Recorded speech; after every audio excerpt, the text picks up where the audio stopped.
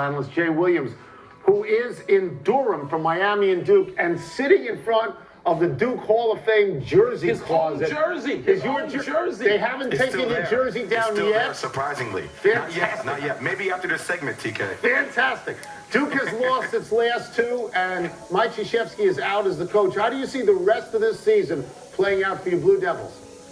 Almost kind of similar to our country, in flux. It's gonna be really interesting to watch the way this whole thing plays out. Not only with just Grayson Allen, obviously we all know what's been going on there, but you have so many potential lottery picks here that some people are battling back from injuries. Harry Giles, going into the season, was supposed to be the first pick taken in the draft. Now you don't see him in top 20 of mock drafts. Jason Tatum is a really good player. He's trying to find his way.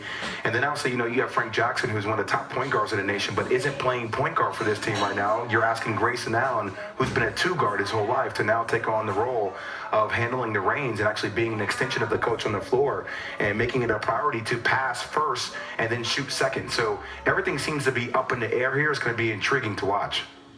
Jason, I must admit, I'm particularly interested in the way you perceive this entire Grayson Allen situation because of your role as an analyst in media, because, being an esteemed alumnus of Duke University. I'm just wondering sort of when you try to get your arms around the Grayson Allen situation. I think the pendulum is really almost swung too far, but I'm more interested in what your thoughts are on him at this point. MW, I think it's one that's evolved over time. Initially, I still, agree with my comments. I said I didn't agree with Coach K on what that punishment should be. Now, I'm not a Hall of Fame coach. I haven't won 5 NCAA championships. I don't have the experience that Coach K does have, but I can still disagree with him respectfully.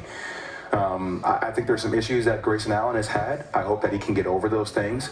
And, look, I still think he should have sat out a couple of games. I think I made that very known publicly. But I would agree with you in a certain element as well. I think, when you start looking at college sports or pro sports in general, there's been a lot of domestic violence issues or cases that we don't really talk about to the level that we talk about. Let's call it exactly what it is. A Caucasian kid who's a really good basketball player for Duke, hearing comments about people saying, he needs to get knocked out. I don't agree with that. I think things do get a little bit blown out of proportion. Now, Grayson Allen isn't necessarily helping himself either by always being in murky situations, but there's some domestic violence cases that we don't talk about. There's some DUI cases that we don't talk about. They don't become as big of storylines as Grayson Allen has become. So my process of thinking has evolved thoroughly throughout this whole thing. And now it's just, hey, how can he fix it? How can he move forward? How can his team move forward? And how can they have a chance to win a championship? We're going to go to UCLA. They're 18-1. I believe they won last night. They're ranked 3rd. They host number 14, Arizona. Much of the success has been attributed to freshman ball, who's just looked great. When you watch him play, because you play that position, when you watch him play, who does he remind you of? He's Jason Kidd. I got so fortunate to have a chance to play a short stint with the New Jersey Nets.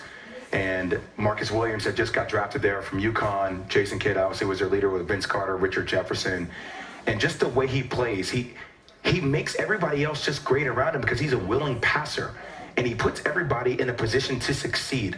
Now, there's certain people in the league who are able to do that.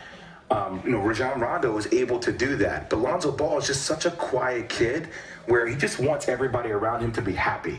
And when a guy makes it a priority to make everybody on his team happy by passing the ball, putting them in positions to succeed, that's a guy that you want on your team. That's a guy who's a winner. That's a guy who's probably going to be the first pick taken in an NBA draft. Jay, I want to broaden this out just a little bit. And watching these games, fanatically in my case, since November, Tony's been making fun of me because I've been saying I think the talent level is just so high in college basketball right now. And some of it's showcased because you don't have those money games. You have games that are really big-time non-conference games before you get to conference season. But is the talent level, do you see a significant difference? I think these guys are going to stock the NBA in the next couple of years to come. I agree with you. I think it's going to be one of the best NBA drafts we're going to have in a while. And when you talk about guys like Lonzo Ball, when you talk about another guy named Dennis Smith Jr., who plays for another team down here in North Carolina that we don't really talk about. He's a freshman playing for NC State. He's probably going to be a top 3 draft pick. You bring in the likes of Malik Monk. You bring in another kid, Markelle Fultz, who, people were comparing him to Ben Simmons last year, but he is one of the top players in the nation. He may not take his team to the NCAA tournament, but you know what? the NBA set up the rule where you have to go to school for 1 year, so that's what he's doing, and he's making a brand for himself, and he will be a top 5 draft pick. I think, the top 20 draft picks are guys that can be elite players in the league, could be potential franchise players. It's one of the best drafts we've had in a long time. We're going to get you out of here on this, and this is a question specifically for Wilbon. Northwestern is 15-4. Uh-oh, here we go. Do you expect them to finally make the NCAA, which they have never done, or gag like dogs yet another year? Tony, it's hard to go against Chicago right now. You talk about what the Cubs are able to do. I do have faith in my guy, Chris Collins, the head coach over there. And I think if there's any year for them to make the tournament, the Big Ten is down overall. This is a prime opportunity for Chris Collins and Northwestern. I have them in my tournament. I know people hate on that, but I think it's going to happen this year. I think Mike Wilbon's going to have a lot to be happy about in March. Wilbon, Take that, that's for Tony. you, baby. And don't try to split the Dookies into Wildcats. We got a lot of crossover. Here's who's not getting in at the moment. Don't try to split us up. Don't try that. The tough Binghamton Bearcats are probably not getting in right now, 0-5 in league. Thank you, Jay. Thanks, Jay. My condolences, Appreciate it. TK. All right, guys, thank you. You can see Jay on College Game Day live from Duke.